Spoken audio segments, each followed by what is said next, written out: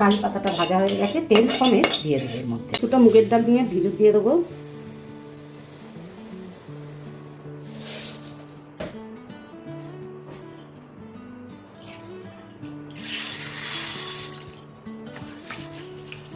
আর এখানে কিছু মশলার জন্য রসুন, কাঁচা লঙ্কা আর আদা এটাও বেটে নেবো শিলে। নমস্কার বন্ধুরা, স্বর্ণর সংসারে তোমাদের সকলকে স্বাগত জানিয়ে আবারও একটা নতুন ভিডিও নিয়ে তোমাদের সামনে হাজির হয়েছি। আশা করছি তোমরা সকলে খুব ভালো আছো। আজকে আমি তোমাদেরকে করে দেখাবো একটা দারুণ মজার রেসিপি। কারণ এই যে চাষি ভাইয়েরা এই সময় বর্ষার ঠিক শেষের দিক করে চাষি ভাইয়েরা পালং শাক চাষ করে, যে রেসিপিটা করব কচি কচি পালং শাকটাই লাগবে। আজকে তোমাদেরকে করে দেখাবো পালং শাক দিয়ে দারুণ একটা নিরামিষ মজার রেসিপি, আর খেতে তো দারুণ হবে। আর ভিডিওটা তোমরা স্কিপ করবে না, না টেনে প্রথম থেকে শেষ পর্যন্ত দেখবে, তাহলেই বুঝতে পারবে যে আমি রেসিপিটা কিভাবে করেছি। তাহলে চলো শুরু করা যাক আজকে পালং শাকের রেসিপি। এদিকে ভাতটা হোক, আমি ততক্ষণ ওদিকে তোমাদের পালং শাকের রেসিপিটা করে দেখাই। এই যে পালং শাকগুলো, এই পালং শাকের আঁটিটা খুলে আর এই যে গোড়াগুলো রয়েছে, এই যে গোড়াগুলো রয়েছে এইগুলো নেবো না, আর এই ডাঁটি থেকে এই পাতার দিকটা নেবো। এইভাবে এরকম করে বেছে নেব। এই পালং শাক তো সবাই ভাজা, তারপরে পালং পনির, পালং শাকের ডালনা, সবাই তো সব রকমেরই সবাই খেয়েছে, কিন্তু তাও আমি বলবো যে একবার যদি এইভাবে করে খাও দেখবে তোমাদের খুব ভালো লাগবে। একটু অন্যরকম স্বাদের হবে এটা। আমার মোটামুটি হয়ে গেছে, আমার পালং শাকগুলো সবই বাছা হয়ে গেছে। পালং শাকটা কাটার আগে আমি ভালো করে আগে ধুয়ে নেব, তারপরে কাটবো। পালং শাকগুলো সব ধোয়া হয়ে গেছে, এইবার আমি কুচিয়ে নেব পালং শাকগুলো।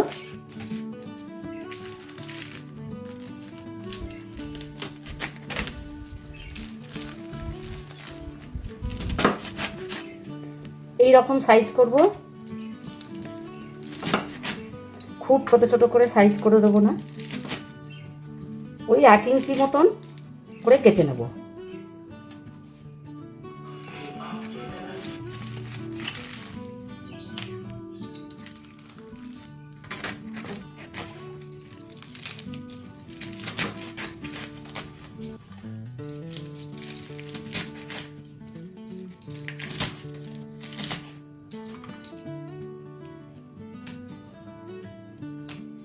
পালং শাকের মধ্যে দিয়ে দেব নুন, অল্প করে নুন দিয়ে দেবো, আর নুন দিয়ে এটা ভালো করে মেখে নেব।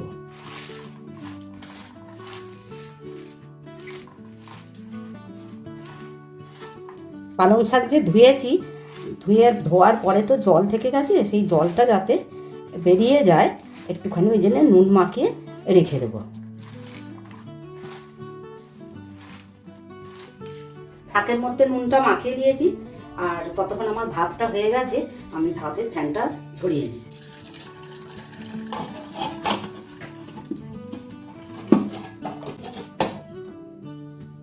আদা, কাঁচা লঙ্কা আর রসুন, এটা শিলের মশলাটা বেটে দিচ্ছি।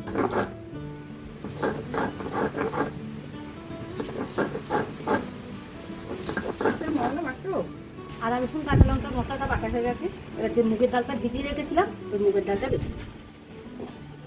খুব কম জল দিয়ে বাটবো, বেশি জল দিলে পাতলা হয়ে যাবে, তাহলে রেসিপিটা ভালো হবে না।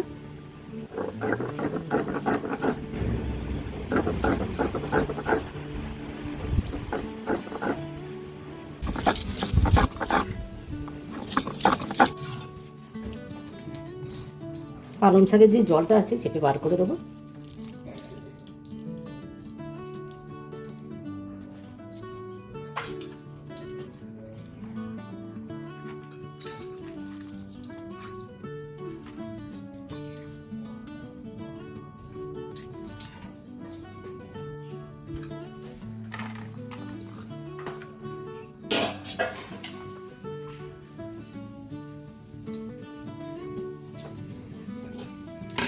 যে ডালটা বেটে রেখেছিলাম সেই ডালটা দিয়ে দেবো,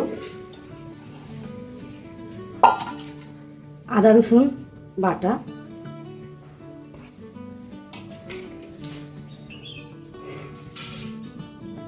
1 চামচ ধনে গুঁড়ো,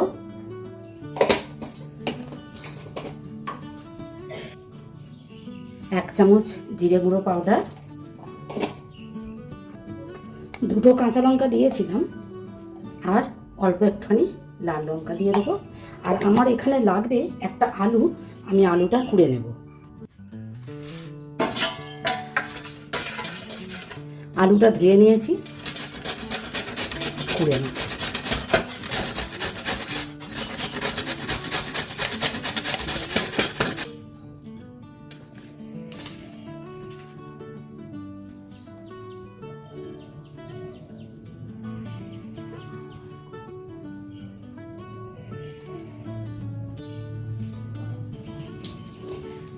লাগবে বেশ কিছুটা পরিমাণে কারি পাতা। তো এই কারি পাতাটা আগে আমি তেলে ভেজে নেব।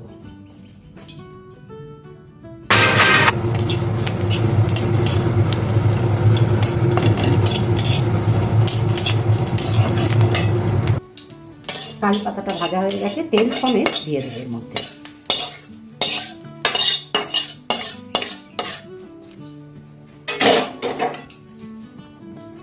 আর দিয়ে দেবো 1 চামচের মতন চাট মশলা।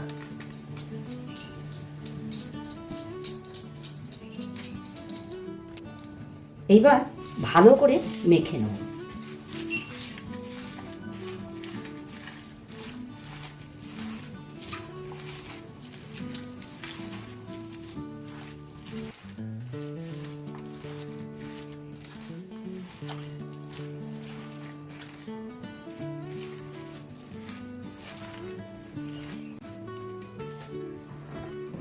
মাখা হয়ে গেছে, আমি ওই 10 মিনিটের মতন চাপা দিয়ে রেখে দেব।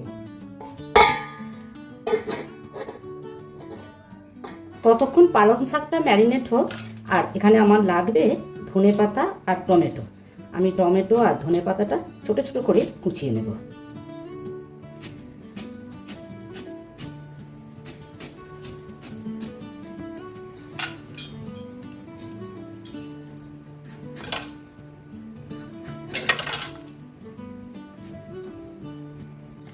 কড়াটায় তেল দিয়ে বড়াগুলো ভেজে নেব।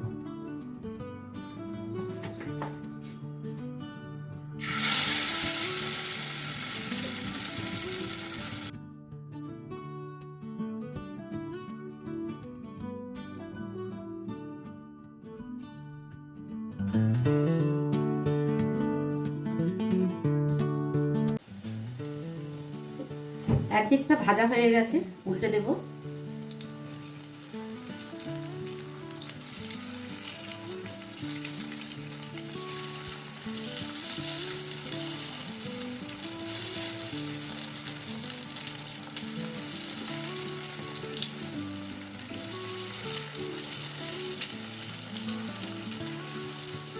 উল্টো পিঠটা ঠিক সেম ভাবেই ভেজে নেব। এবার ভাজা হয়ে গেছে, তুলে নেব।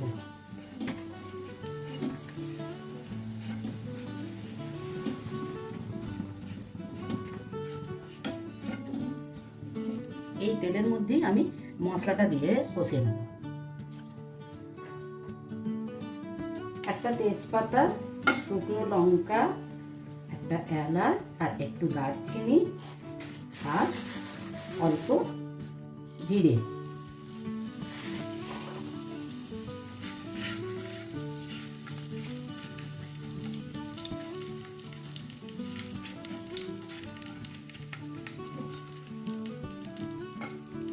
ফোড়ন থেকে সেন্ট বেরোলে যে টমেটোটা কুচিয়ে রেখেছিলাম সেই টমেটো কাঁচাটা দিয়ে দেবো।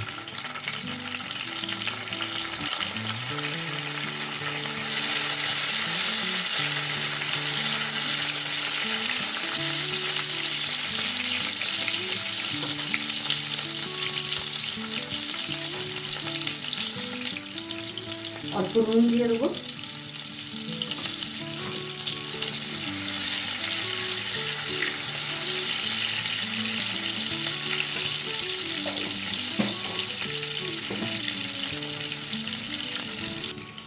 একটা বাটিতে জল নিয়েছি, ওদিকে টমেটোটা ভাজা হচ্ছে। বাটির জলের মধ্যে দিয়ে দেবো হলুদ, লঙ্কা, হাফ চামচের মতন ধনে পাউডার,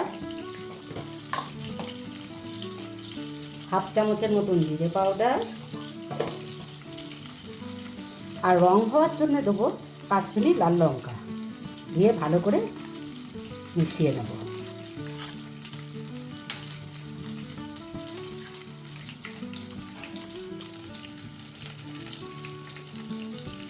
টমেটো যে কাঁচা গন্ধ, সেই গন্ধটা চলে গেছে। এবার এই মশলাটা এর মধ্যে দিয়ে দেবো।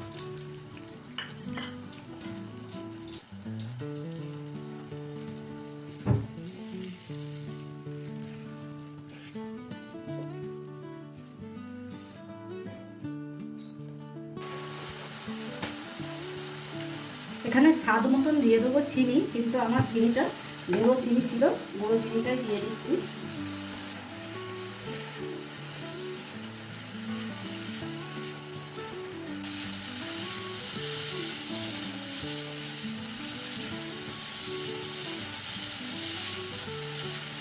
পাঁচ মিনিটের মতন মশলাটা কষিয়ে নিয়েছি এইভাবে।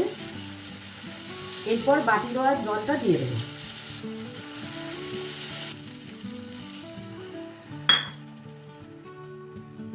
মশলার জলটা ফুটে গেছে, এবার এইগুলো দিয়ে দেবো, বড়াগুলো।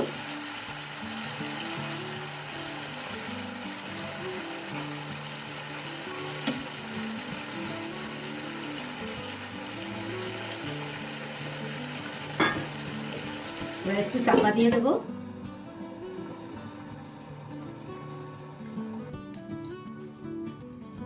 ঢাকনা খুলে দেখে নেবো একবার। এক পিঠটা হয়ে গেছে, আর এক পিঠটা উল্টে দেবো। খুব সাবধানে দেবো, নরম হয়ে যায়, ভেঙে যেতে পারে।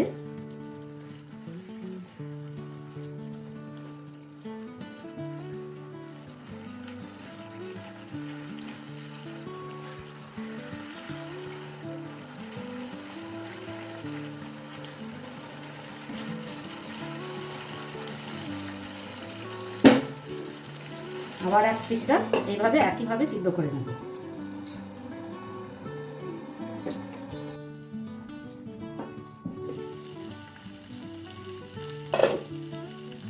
আমার পালং শাকের এই রেসিপিটা হয়ে গেছে। এবার গ্যাসের ফ্লেমটা আমি অফ করে দেবো। আর সব শেষে যে ধনে পাতাটা কুচিয়ে রেখেছিলাম, সেই ধনে পাতা কুচোনোটা দিয়ে দেবো।